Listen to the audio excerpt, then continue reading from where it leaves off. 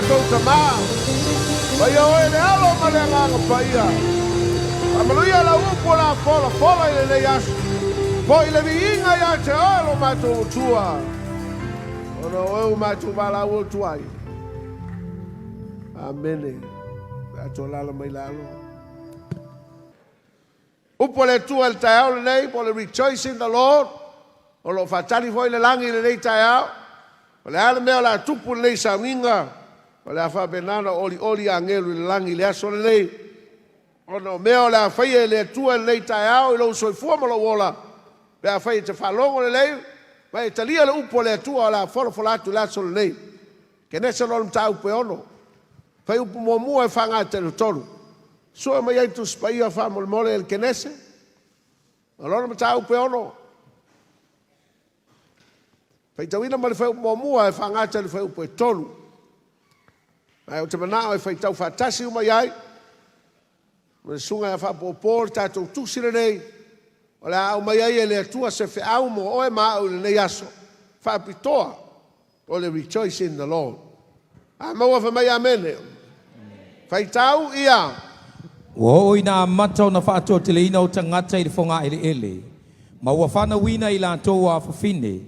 O na wawa ai leo a tali o le atua i a whawhine o tangata. Wala le lava i la tō. O na whaia wā i leo i la tō i whawhine uma o la tō loto iai. O na whetala iane leo i owa. E le whaavavau o na whinau o lo uanganga ma tangata. A wawa na o tangata i la tō. A o lato waso se lau ma le lua fulu tau sanga ia. Toi fai tau fai upo e tolu ia. O na whetala iane leo i owa. E le whaavavau o na whinau o lo uanganga ma tangata. A wawa na o tangata i la tō. A o lato waso se lau ma le lua fulu tau sanga ia. O le whiaul tai au le nei e whapea. E le whaavavau o na whinau le anganga o le atua ma tangata. A wawa na o se ele ma se lefu i la tau. O na so foi, wa uma o na whanu meleina. My spirit shall not strive with men forever, because he is also of flesh, and man's days are already numbered. O matua manino le lei al talainga le atua. Mai o te tau atu le nei tai ao, o le tasi le nei whetalainga, o lo whata mala i le telo tangata. E le ngata na whata mala i nisi le whetalainga le nei le atua, ai o lo mā pea. I manatu maloto ma mawhauwhau au isi tangata whetalainga le atua. Mai le atua e le whaavavau na whinau lo wanganga ma le tangata. O isi la tangata, e leo ma mawhatele ia la tau, whetalainga le atua. E peo se mea noa. E peo se mea e le ma mawha mai ma ia te ia. O nisi foi wailoa ai whatamala tele iai. O nisi foi tangata o whapeane o la tau manatu. Ai. Ia ilonga ai. E sao nā mea tau te launga mai aiari. Le atua ia e alofa. Fa umi foi le alofa o le atua. Ia lea lava le taimi, te loa lava i eisi taimi e. Tau i eisi manatu e tau foi na ave le ola mo le ali, ia le taimi. Ia o le ae, se fai ana i mea i o te manao ai. Se fa fia pela o loto. O le umi le taimi. O le foi umi le ola. O manatu ia o le tele o tangata. O lo fia pe i le anga sala. O lo fia pe fai le mea manao ia i ai. Wa mama ia te ia le upu lea le atua, ma le whtalainga lea le atua, e le whaavavau o na whinau lo uanganga ma le tangata. O lalo na minga le upu lea e le whaavavau o na whinau. O le upu Peletania po le upu e peru na o lo tu se le upu whinau o lo liliu, e le upu whinau o le strive. O le winga le upu strive, i le ngana Peletania, o lo fa bena lo fa matala upu ia to make an effort to struggle in opposition, to labor hard, attempt and try. O lo winga lo upu strive mai le atua. O le anga lu atu lo wanganga ia te oe toso ina mai oe. O lo tau mo fai atu alo wanganga ia te oe to so ina mai oe ia tau. Ala wha lave e wha ma a alo loto. E te musu a, e te ena a le anga lua tu alo wanganga ia te oe. Pa mai la le atua, e le wha mawau lana whai pele mea na alo wanganga ia oe. E tau mo fai atu la wanganga e tō mai oe. E tau mo fai atu la wanganga e wha benana o mai oe. E fusi mai oe, ma tai mai oe. Ma longo atu ia te oe le mea tau na whai. Ai te te pea, ma e te te pea. Whai ma loto malo pea. Ma e fia poto pea. Ma mai la le atua e le wha vavau la le ngā lue pea wha pena o lo wanganga.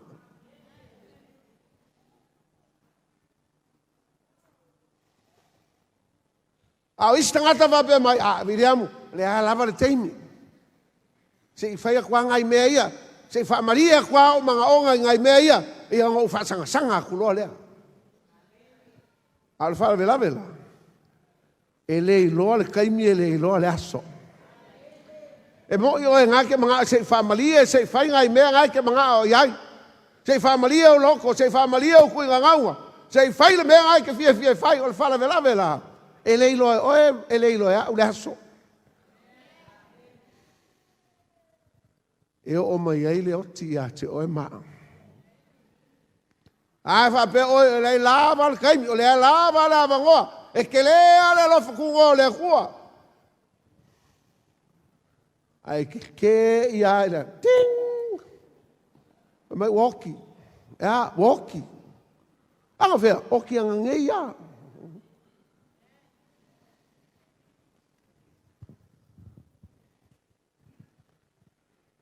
Tele i o tangata o lo whata mala i le whitalainga le nei. Ai amana tua lauto. O le whitalainga le lawe le atua i le lalolangi o tangata na matua tumu i le ami o le anga ma le anga sawa. Fola ia i le atua. Pa walo tau wa no ana o le anga tele o tau wa mi o le anga tele o tau o langa. Na me le anga tau te mafau iai. E ma se me le leo koko e mafau nga me le anga sala. Pa mai lolo le kua o le a o makua a ve sea o kou malunga o fonga ele. Ai o la o a ve sea ala i se lolo. O la o fua i a kua se lolo e makua fa penganga le lemo umai me uma. Pa wale le avangoa mo ukou nga le vaa le a fau e ngoa. Pa unga le avangoa kou ke feo lai. A kou le wangela ia ngoa le vaaranga ma kou ho feo soi le vaaranga le me se o kou sao le lolo leo la o vakua. O ia la unga kua ngoa e karie. Fai a kua ngoa o mai e fau le va e karie. Fai a kua ngoa o mai o la sao le lolo e karie mfa mai ua valea ko inga. Pei foi la le mele fai e singa ka kai mi ngai. A ka waku le fa lo kanga o mai a Yesu e karie. E ula iai. Na nga lue kwa le nga le kua la fa malo. La ke. La fa ali le fia poko.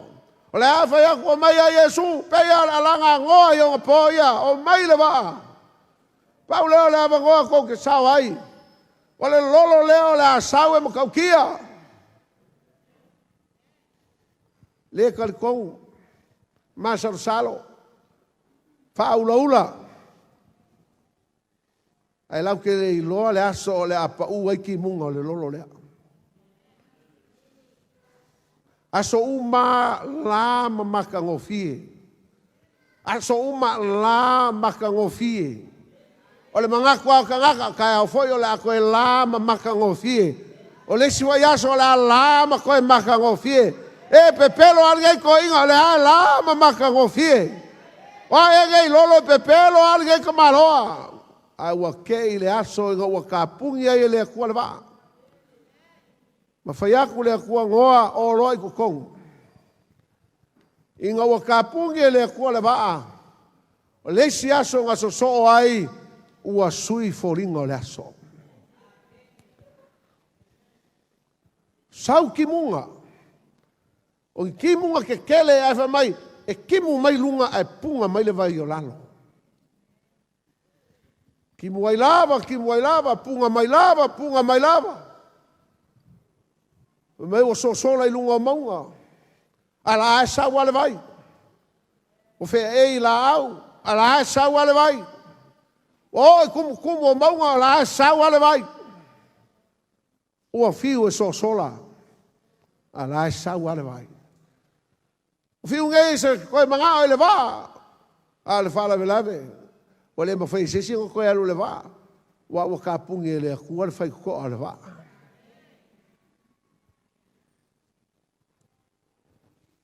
E ai ma seisi o la koe ola. Mai le fia milionga o le lalolangi le ngā kaini. Ngā le koa valu ngā whiola mai. Ai visini mai po le ale mea wala i o whao ngā e le akua le ngumela valu. Ngumela fiku o le ngumela ako akoa. O le ngumela valu o le amakanga fau. Number 7 is a perfect number, complete, perfect. Number 8 is a new beginning. Ele kele ai se piko mea le akua. Ngara ngā lei, whai kaka whawhafa, ele fiku, ele ongo, ele iwa, e valu. Ango le winga o le ngume la valu, o le amatanga. Mai le akua, le ala ukango e ese le mele, o le anga kele le amakanga, amele. Waip ese uma o kou, alela koe whaise si amakanga. O koe amaka mai ele o le lalolangi I angoa, malanga whanga. Le lai o mai ai oi, whakalofa loi ai, whai le lai o mai ai ka ua, whakalofa ai. Whai o ka ua le koe o mai ko inga ngā. Amene. Whai ai o kai ko valu leka ke o mai ai. Whai ngal ko valu anga whai o la mai le koe o mai ai ka ko. A le hanga o lenga o mai nga whapenganga o, le lemo uma ile vai. A le whai lau koe o mai ka ko, amene. Ioi. E ole mea kas. Le alama lang, whikalai le kua e le fi ngau pea, le ngalu ea kolo wanganga. E le whama mau pea, ngai o ia kolo wanganga ia oe. A whai ngai o ia kolo wanganga, e whama lo pea, whama a pea, whama walunga pea, ke pea, whamai le kua, ma lia lo loko, e le whama mau. E le wha umi foi, e le kua I pea wha pea ngalo wanganga.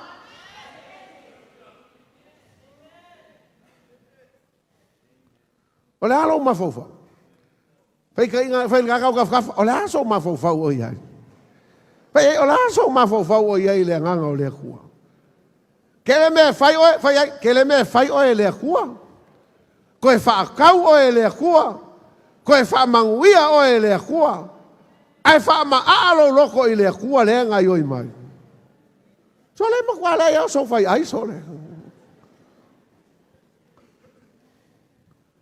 E wha benga ais ka ngaka o lo wha whonga mai.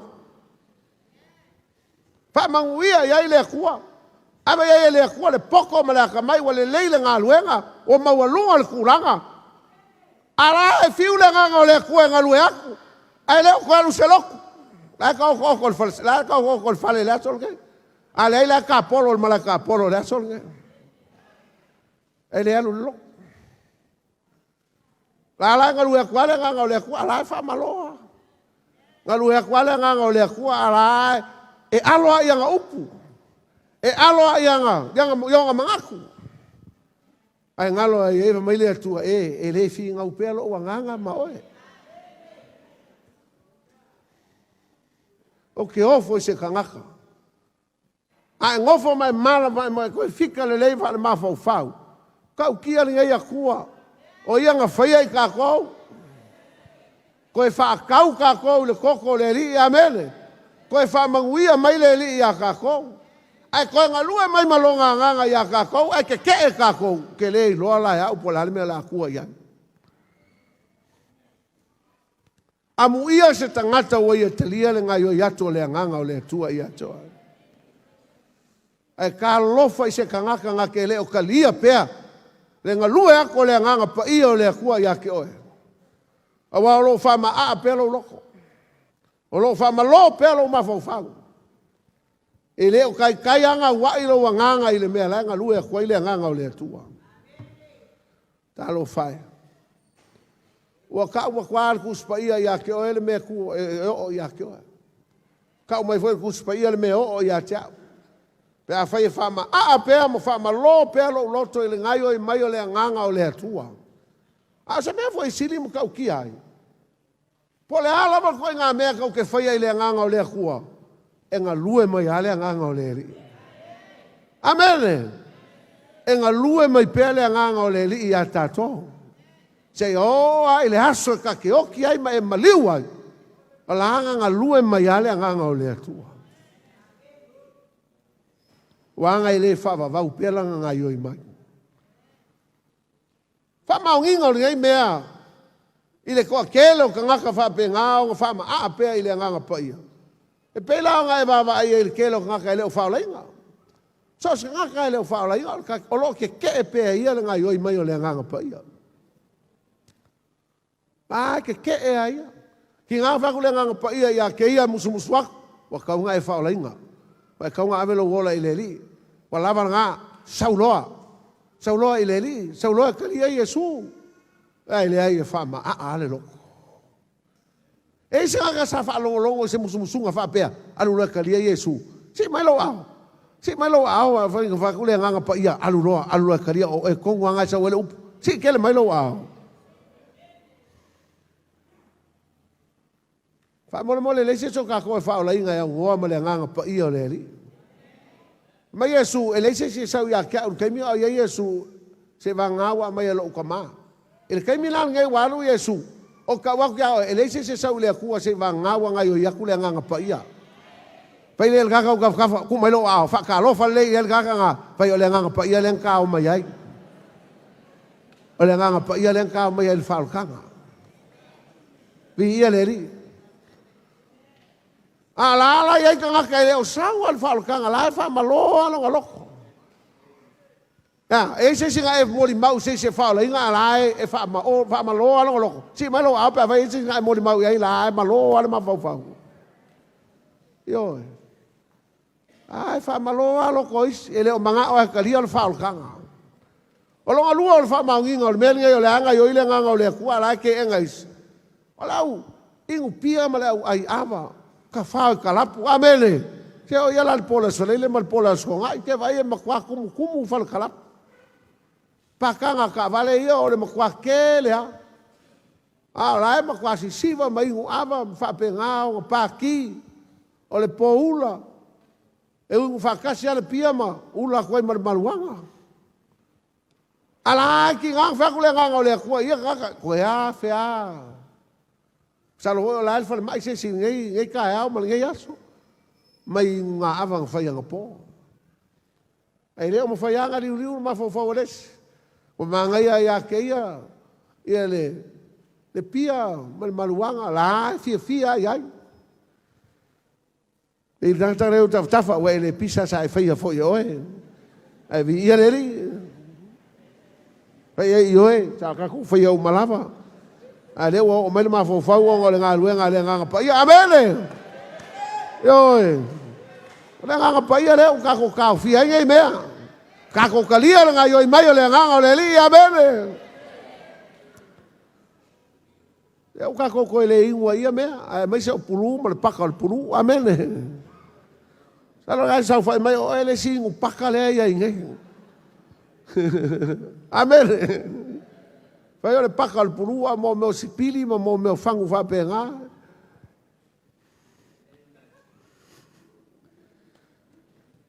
Le si wha maunginga al kele o lungali le whai poipo.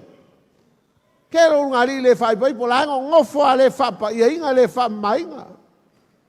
La ngo ngofo ai le whai poipo inga le lava. Ia la ki nganga la ngaku ala la o ngofo fa penga le fa pa inga le fa mai pewa o manga ia la ko le o fa pela le fa pa inga le fa mai inga le fa pa inga lu moleri so le a fioki nga ngari ile ma no se va nga va ko mai fa la inga lo a fioki lo amen yo, kau mau leo se avango. Fai fioki e le faola inga. So mai la uso e la fe e se oli ke le ulu ali fa penga. Ale mea na ele angai, e lua koe ma le whangau. O ale mea kupu I makua e wha muli e koe foi whangau. A whai ele whapa I inga o mai. O mai se whai se sau inga whapa I ai o kouma o mai e whai po ipo whale lei. Rolo ngofo whapa o liuli ai pēr whapa ngā. Ke e pēr ngā ioi ako le nganga pa ia. Ele ngaka whapea. Ia o lea lawa. La unga ku pēr I whawhawhinge, whawhakama. A waki le pe ala wa fa fa fi waki le o mai fa fa fi ya le fa ele ku o per nga luenga ngo amele o mai fa le ba le alo o mai ya Yesu so ia fa fa fi amele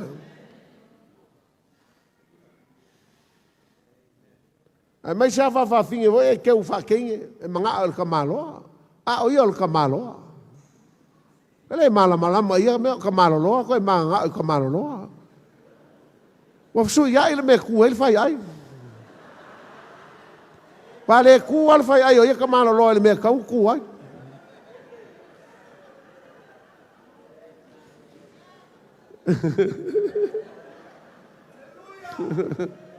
amene ele ngaka la fa finge manga ka maloloa a is ka maloloa ko manga ka maloloa le ka okay amen e ke ingu sila la ke va kali le va vo le ke alu e ko por la va alai o mai le si va la va ka u mai la ko ya sau le ska malo sau ya kisi le ska malo a kupu uma avala wali ma la ko kalafa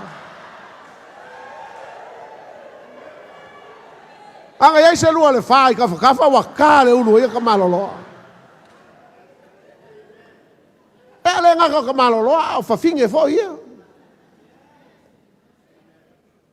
la ya le e tsangu sila nga alu ka longa ke awa kisi les ka mai kai ala alu ka longa a fia ngu sila fa alu nga e fa maka ia ya lo le fe kisi e foi mai si kenge ia sa mo mai si ka maloloa sa mo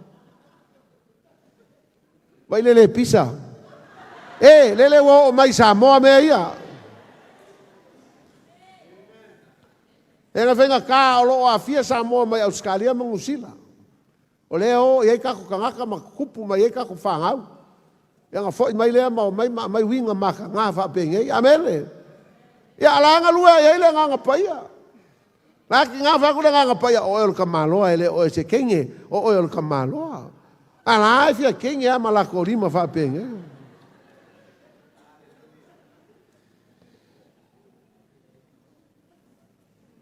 Eu vou o ngofo fal pui. Ola ia pa o ka el fal pui. Ele o ko fia o ngi la ko ainga. O fai ar fal pui mo la ko ainga. Ngale o mai ai ko o mangalo mai e ko oso se comercio ia ko al fal pui. A ko mangalo mai foi ko sa ko fai se me ia alu pe o mangai al fal pui ala ko.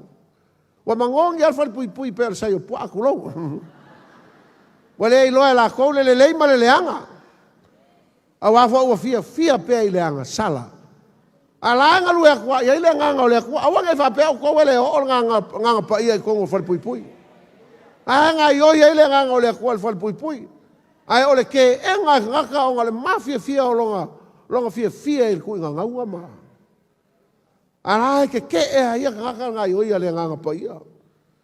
E o fala mo ngaka e ola il kuranga il fai kaanga. Ole mulilua. Ia mai so e nga oi mai fa sio kanga. Anga yo ia ile nganga o le kwa. Ele ai se vai pangoa ko ngaka le o ia ile nganga o le li. Anga le nganga o le kwa wa sau ia fa manguia sos kangaka. O langa nga yo o langa nga luenga o le sau e au mai kangaka ia keliso. E kai mai kangaka o mai le kwa. Inga ia lako feilo ai mai Yesu. Awanga Paulo o le va e sau ai ka ko le fenga inga fou. O ngoa ma le va e le fenga inga kwai. A o Yesu ma le kalesia le fenga inga fou. Sei longa la sau ngaka ia Yesu o nga sau lea. Ai e Lord fenga inga kwai. Wa uma kau ko le kua. Ele ko a mai se lolo i lunga alfunga ele. E ala ele fai longa ngua. A le fenga inga fou wa kau ko le kua. O le hafi. Ma le paf. Mai e i ule lalolangi ma mea ngei susunguinga ele kua i le hafi. Ele kalapelo la le kua. Ele o le vai ka koe o i ele laulangi ngai o le hafi anga i ele laulangi. O le foi la la unga o mai a Yesu o ia o le va o le whenga inga fōunga o ia ke sao ai. Ai fia ngaka i le anga sala, fia ngaka i le amio le anga. Pei ava o le whenga inga kwai a ngoa ma ngaka i ngāunga po. Ai ngā wheka laila le kua i ala kou e kusa lei ma le wheka laila le kua wa wakur ka algai. Vai le kua e le whaavavau nga iai a kolo wanganga ia oe. O ke whapea ku foi la Samoa ma uko uma. Wheka laila foi le kua mo ka kou. E le whaavavau nga iai a kolo wanganga ia ke oe. Whamawalalo lo loko mai sau e kalia Yesu. Swallow your pride. Stop your stubbornness. Humble yourself and come to Jesus. Your only way out. Se vangangawa e sau ia Yesu. Wa mea olo e vaiva iai, wa mea olo whapengau whapolonga i oe. Wanga o Yesu ai ke mangui ai. Wanga o Yesu lai ai le kali o manga onga ma mea uma olo e whengai ma oe. I rei sisi awala. Mai maua pe anga iei sisi ala. O ke whaiaku ia ke oe, mai Yesu, I am the way, the truth and the life. E lei se lua kurka maa, se vanga ngā ua ui aku ia ke ia. E leo pahaula, e leo mameta. E leo Hare Krishna. E leo munis po Sangyang Moon. Kasi ale ala il whaalu tanga wana o Yesu Keriso. Mai tala, ale tusel ngā luenga e le ai foi seisi ngoa e lalo le la e le ai foi seisi wa ave ia le whaora tanga wa nao ke riso Yesu o ia wa ave ia le tua o i nae whaola ina ile la lang a ele uila ia Yesu malia lo roto e le ai se whaora tanga i te mau e te le maua foi le lang ia le anga lue atu le tua inisi e whaola ina o le hoenga lu atu le tua inisi e koe foi le kua. Koe sau ke rededicate lo wola i le tua, walawa ngā backslide. La anga lu aku le kua i lesi mabe, ola ia whapaya inga. Walawa ia ngā ola le paia. Whapaya inga lo wolanga, mai loa makau, mai loa awa i le li, i ngā olanga ke ola ai. Amene. La anga ioia kua le nganga le kua ia ke oe, musu kua le nganga le kua ia oe, a ngā e whaia lo wola le whapaya inga. Ah, ke ola le whapaia inga. Ave lua awa, whasave ku vai lua. Langi lalo langi. Ki a kongo, ki a polo, ki a kongo.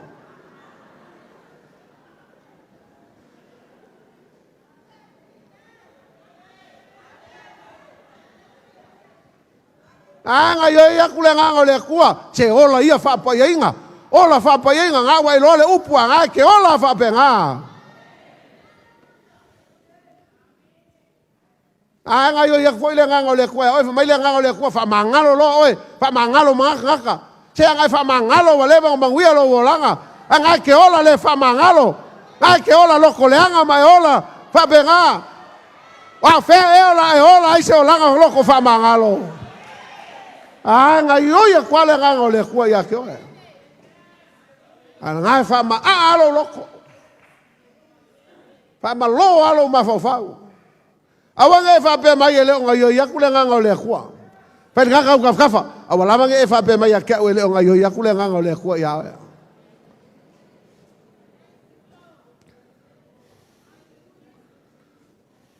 E o voi lava ia kia oe kenge kalavou, malkama kalavou. Ngā e whai aku le nganga o le kua ia oe. E le whaola inga si au mea ngai wha maupopo. Amene. E le whaola inga le kama ngā. E le whaola inga le kenge ngā. Anga ke teksa iai, I love you with all my heart. Ah, fa kule nganga pa ia le koe e le whaola inga. Aua nge lua wō. Kukul ngā whai ngā wō ke lua laiki. Oe, o ngā sei umala, o ngā whai lea. Ala ngā wha maupu ale ngā whai ngā wō, ale lua laiki ia.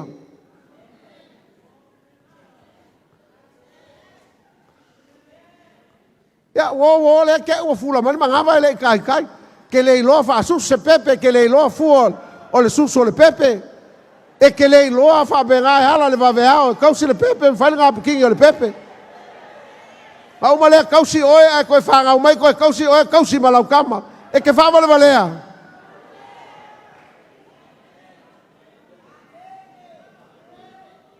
mafua mai o lau ke enga peo le ngai o iako le nganga o le kua ia oe te kalai aku peo le nganga o le kua ngā ke wha malo le ai masesio kākou e alo lea kākou le ngiu le whiau le ngei e o foi a kia ngei kuaku amene e ai foi me whekalai mai ai le kua ia ia kia ile mwhailanga e whapea kira whapea a lai whanga kākalinga kuri le mea lai whamai le nganga o le kua le mawhai e ngai makua langonga le leilang whekalai mai a whai foi ke le langonga a langa upu lea amene le upu lea lea lo fai kau aku ei kako le whekalai mai ei le kua le upu lea a o le siki nganga fai kau aku le upu lea so le se ale mea ngai o lai amene pe kakau kafkafa pe ia o e lai sa wele upu la se a mea ia la ngaku se ale ola ngai o lai o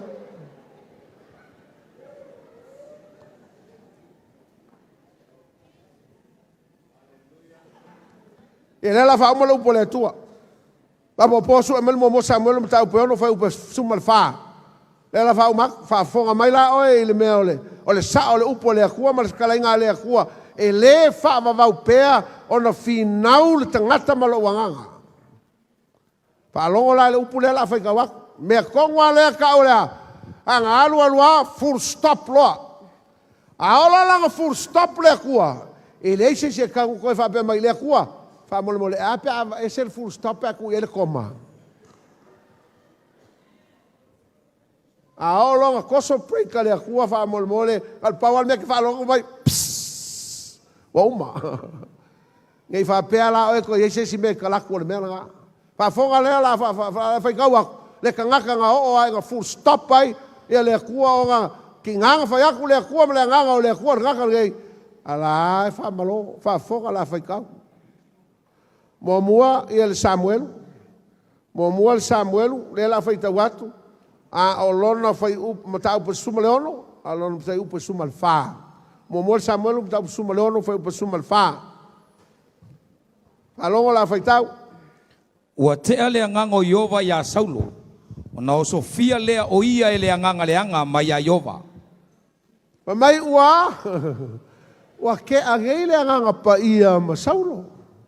O le anganga pa ia sanga yo ia ku ia sa fau ia ke ia sa fa manguia ia ke ia sa pero fekai kama ngai le anganga pa ia amele yo o le ala wa fai aku le akua Saulo se sela o mele fai awar ko fai ai ko fai foi longa lua ele uska ia Saulo pa mai lor kala le akua ele fina o pelo wanganga male ona ave ese lo leo le anganga o le atua ma Saulo alarme le o sau le o sau le anganga le anga fai gaga u kafa fai ai e full stop lo le anganga pa ia Saulo ma le anganga le anga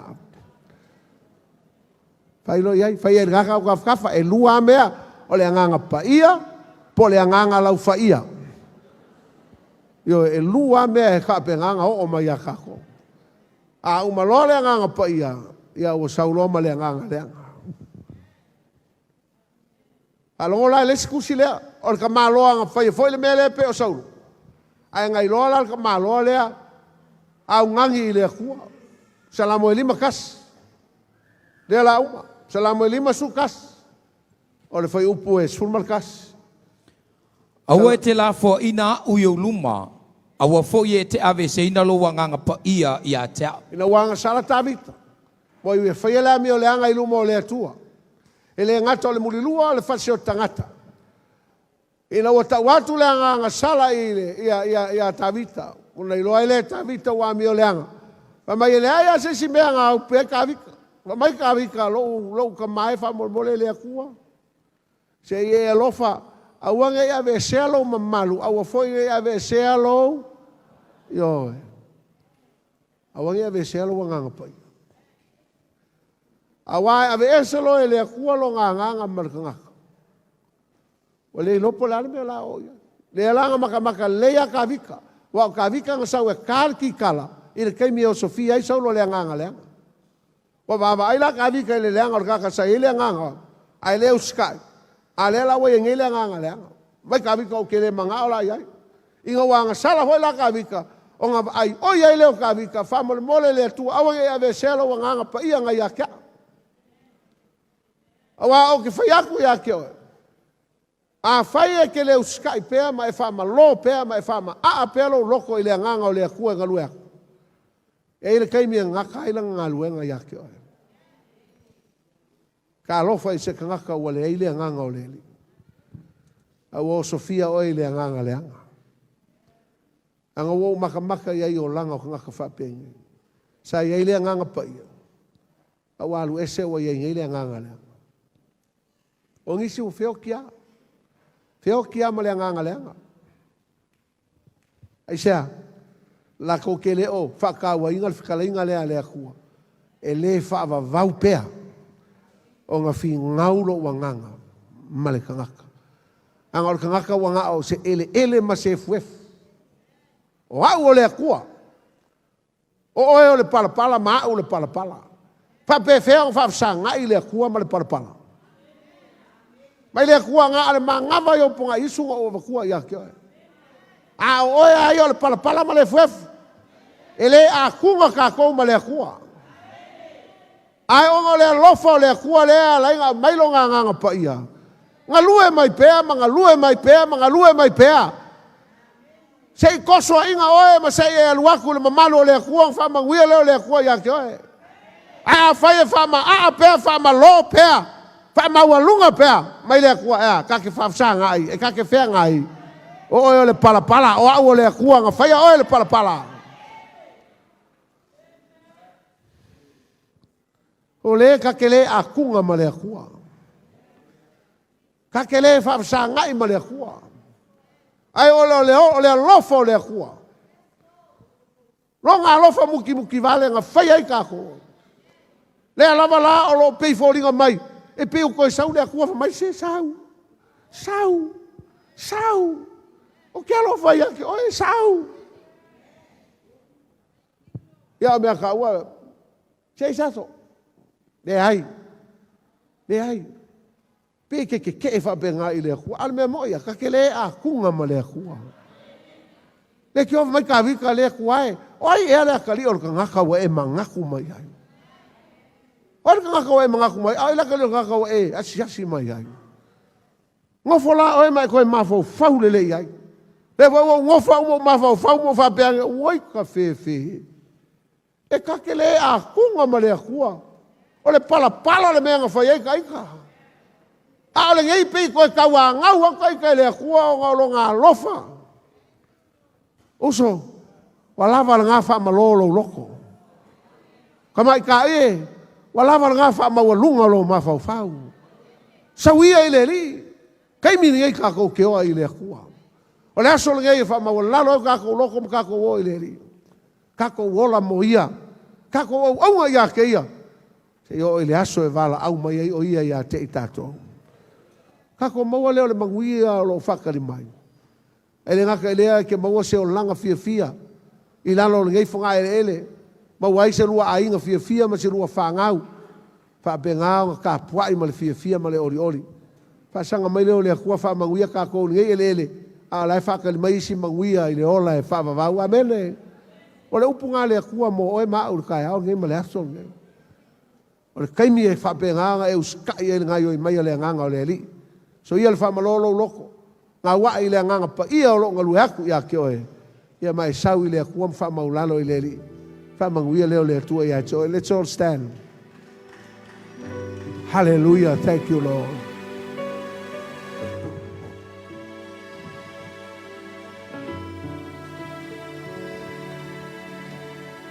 Oh, bless your name, Lord.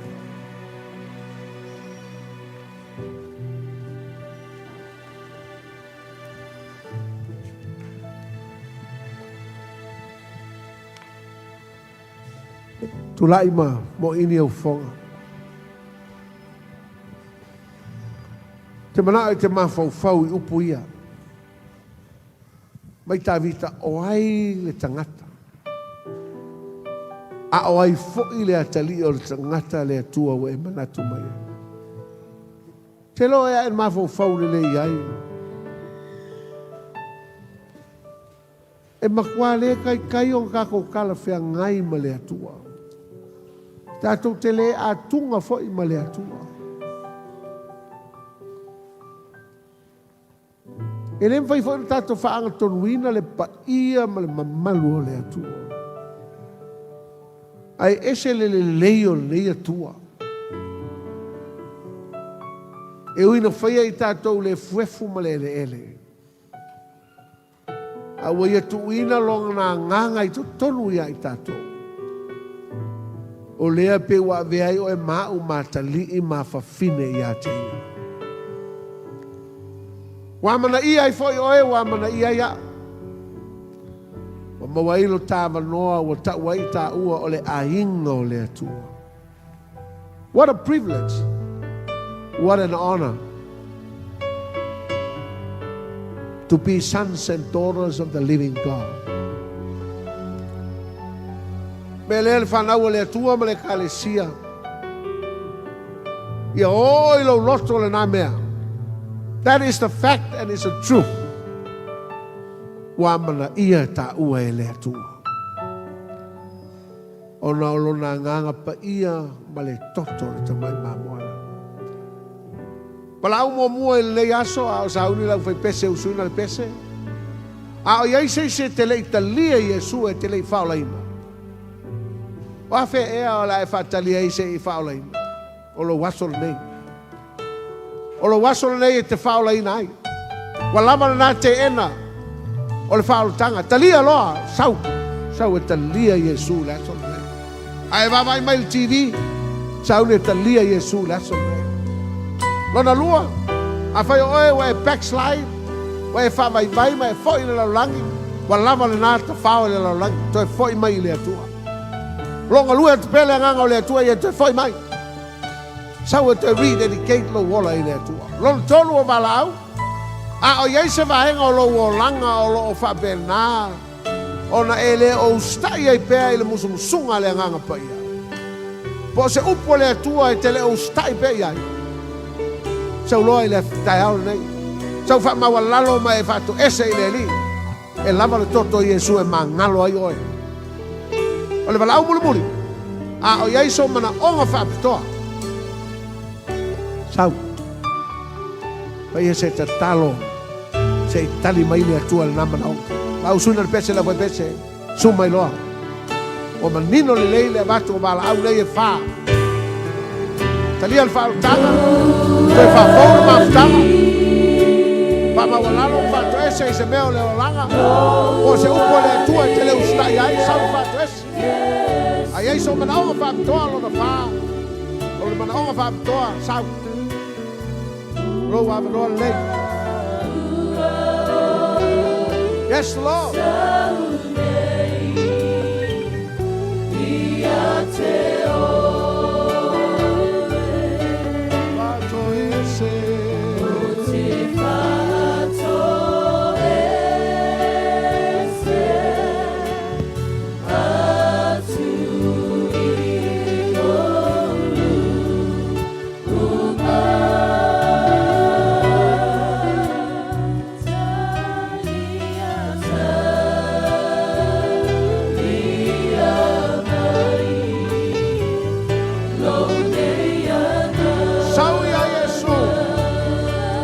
Fatali Sauloa musu atu le apa ia ya sa ia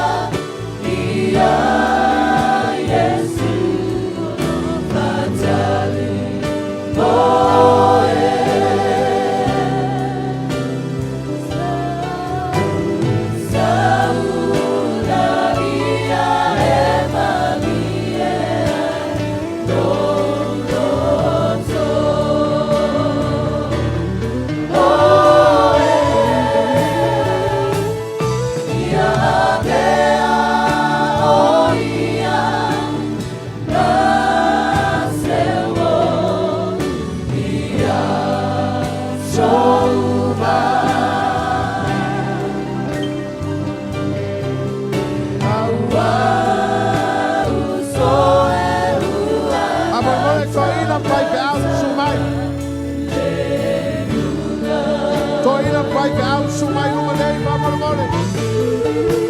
Mame mai o sungai pa me rai ngam.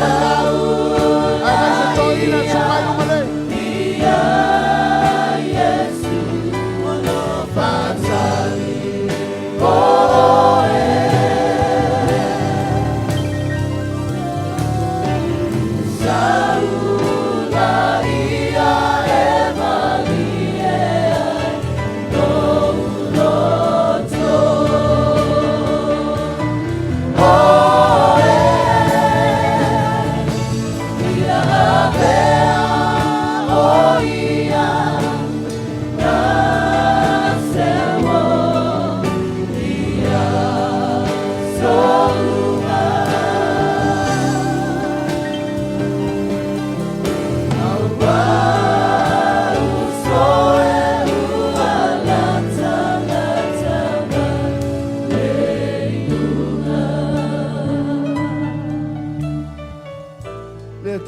Mai lau whanau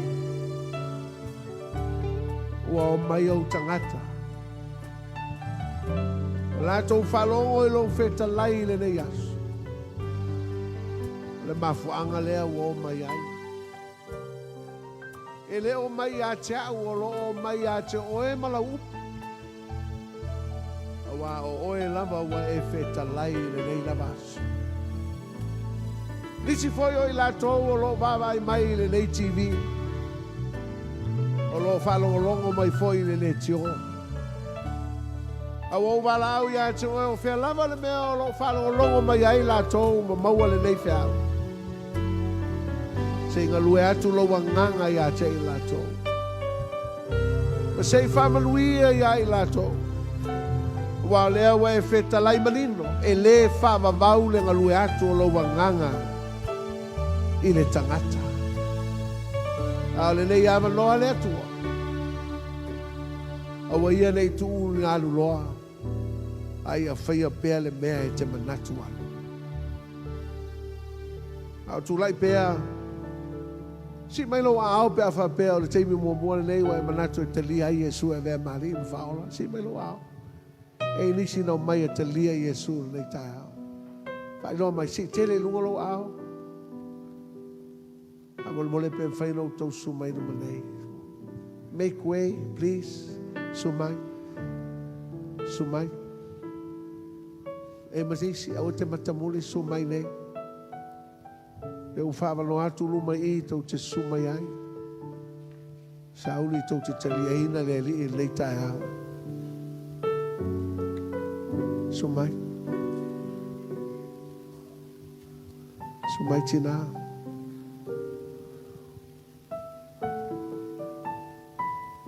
Tau ia o tau tūlai no manei. O la o te ia o tau se te talo. Pamule mole leo tele mai o tau. Upu ia o la o te ia o tau. Ia o tau te talo o pei o tau lava upu.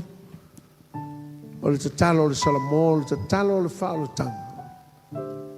O le te talo mo le wha mangaloina o tau wangsala. Talia ai Yesu, talia ai le ola e wha mawau. E tusi ai lo o e tusi le ola i le aso le nei. Fai voi e whanau longo mai le tio e tilo mai le TV. O te manao i e whate tai le talo lava lea e tas. A wao le talo lea e whaola ina i foi oe le mea lo e whafonga mai ai. So soni mai foi le tato sengo to ina. O to ia o mai te whate tai mai upo le talo le nei. Lea tua le tamaa. O au o le tangata anga sala. O whalongo I lo feta lai mai. I le ngaio I mai o lo wanganga. O le ma. Au o sau ia te oe. O lo ngona lo wha maua lalo. Wha mole mole wha mangalo mai a. O anga sala no o whaia. Wha mangalo au le tua. O lava lo toto Yesu. Na malingi lunga o le sato. O te mangalo ai. O fatu tua I lo swafa. O lo swafa o lo iai le ola. A wā o le ala. O pomoni. Ma le ola. o te lia oe le aso le nei. O te tala loto i ate oe. A fio mai e Yesu. A vea oe mali. A vea oe mawhaola. I lo o langa. O te lia ai oe le aso le nei. Lau whaola tanga. Ma le ola e whamavau. O lau mea lofa moa. Ia vi i ai oe. O no lo swafa Yesu. Amene. Ave se pace e vi aleri.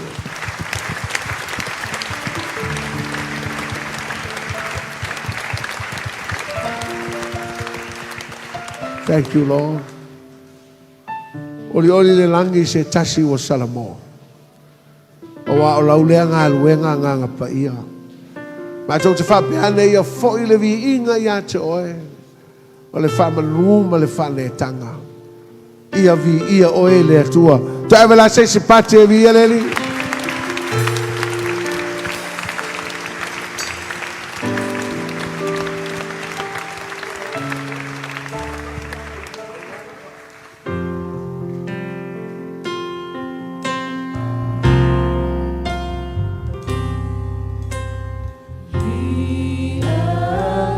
Pese mai ai. He's worthy. Sauri oe lea wa so atu ai. Worship Tu atu lo roto.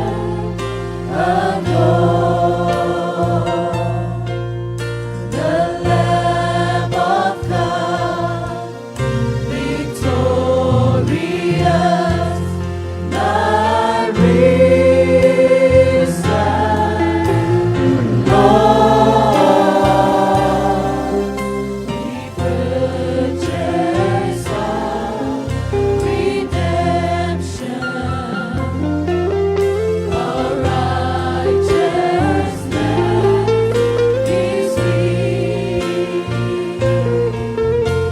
Exalt the name of Jesus. He is worthy.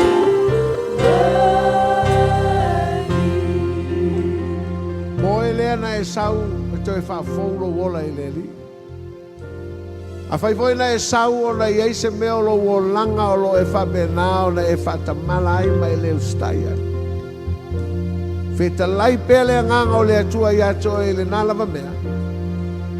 Sauni o leo la e tatalo mai whamawalalo i le li mai whato ese i ate ia. A whai voi na e sau i eise o manao ngā whapitoa. Sauni o le la tua tu lava loa le te tatalo ai ma whai loa e le atua lo manao. A whai voi na e sau e toi whafonu lo maftanga.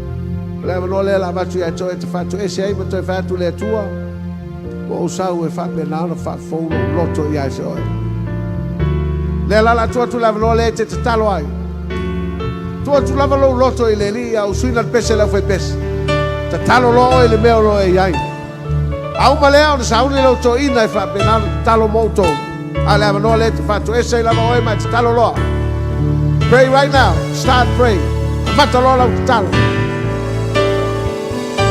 It's you alone, Jesus, you alone. Talo lo. You are worthy. Para oe mai fato ese oe mo fa mawalano oe le li.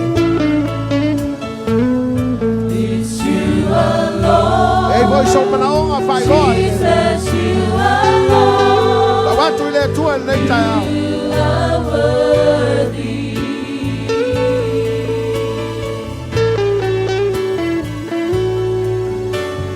No one else can take your place. Be my Yes, Lord. God. Hallelujah. It's you alone, Talo. Jesus, you alone. Ma maoni lo loto ile li. You are worthy. Awana e masa salo e lo pale tua ya te oe. It's you alone, Jesus, you alone. You are worthy.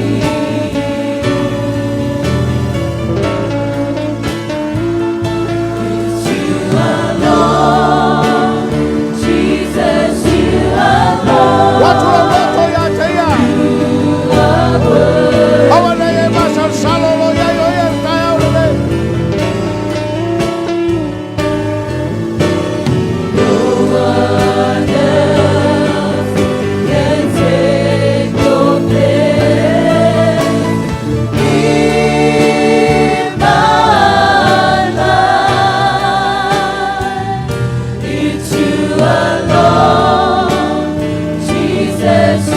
alone. You are worthy. Sila yo awa nei masal salo. Pa fonga le tua lau talo mala wolenga. Sila fia le tua lo mana onga. Saudi le la nga ya tu sanga to ina talo mo oi. Ye lo ya yo ya ta le. O mala mala mo le tua le mena e bala wo twai. Sila o au. Father, in the name of Jesus, you heard the cry of your people. You know their prayer in their heart. This morning, in the name of Jesus, I pray. Let your blood come upon them, Jesus. Let your blood cleanse them in the name of Jesus. And I pray for the power, the anointing of the Holy Spirit to meet their needs, Lord. As they rededicate their life to you, touch them and bless them and anoint them, Lord, with your power. Lord, touch their needs and bring the answer to their prayer in the name of Jesus. Angayatullah. Lay hands on them and pray. In the name of Jesus, the power of Almighty God. In the name of Jesus, release your power. Release your anointing. Oh, yes, God. Touch your people and bless them today. Bless them, God.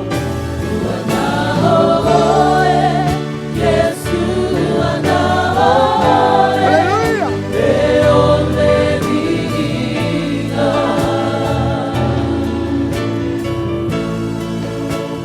Just lay your hands and move.